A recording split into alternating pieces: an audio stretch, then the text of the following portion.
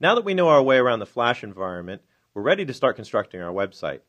We've got a pretty good handle on how to make vector shapes with the tool set, but our site's going to need a lot more content than that, like bitmap pictures or text. In this chapter, we're going to take a look at how to bring those types of items into your movie and how to work with them on the stage. So let's get to work on that site. If you're working through the chapters in order, I actually encourage you to keep working with the document you used in the last chapter. But if you're starting fresh like me, you can open up the Flash Site 2 start file. You'll find that in the Chapter 2 folder. And I'm just going to save this right off the bat. I'll choose Save As. I'll go out to our Project File folder. And I'm going to go to the Flash Website folder.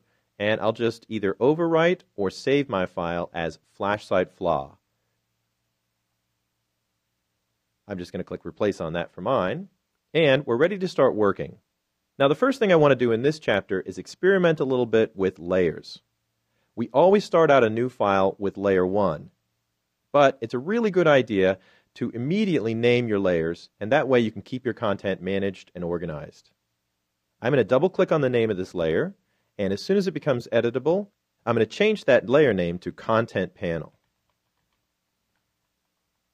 And we're just going to draw in a background panel that we can use to host some of the content that's going to be in our website. I'll hit Enter. And if you want to, you can pull this area out just a little bit so that you can see your names a little bit more clearly. Now, let me zoom out on my stage. I'll use Command minus, and of course that's Control minus on the PC. And for our panel, we're just going to use a dark rectangle. So I'm going to choose my rectangle tool. I'm going to set the fill color to a black.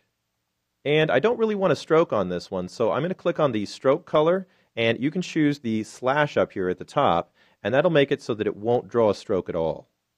I'll just drag out a rectangle, and we've got our content panel set up. As we saw in the earlier chapter, you can actually put as many things as you want to in a single layer. But it's a good idea to start organizing your content and making layers for each item. We can do a lot with layers. Like, for instance, we can use these two icons here to be able to hide a layer. I'll just click underneath the eyeball, or show layer. And if you've finished items in a layer, you can lock it, and that'll keep you from being able to select it or draw new content into it. So you won't mess it up if you've already got it finished. I'll unlock that layer, and let's try one other tool for arranging items on our stage. I'm going to go over to my Selection tool, and I'm going to select that content panel that we drew. And if I want this aligned perfectly with the right edge of the stage, I can use the Align panel. One click, and that brings my panel out, and we've got lots of different align settings. Now, normally you're using these settings to align one object to another object on the stage, but we have this two-stage option on the side. If that's turned on, it will actually take whatever you've selected and align it to the stage using the control. So if I want this item right aligned to the right edge of my stage, I can just click on the Right Align tool, and now I've got it perfectly lined up with the right edge. What's also nice is the way these fly-out panels work.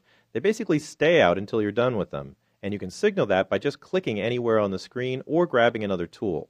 I'll just click here on the stage, and you can see that that panel closes itself and gets itself out of the way so it's not taking up a lot of our screen space.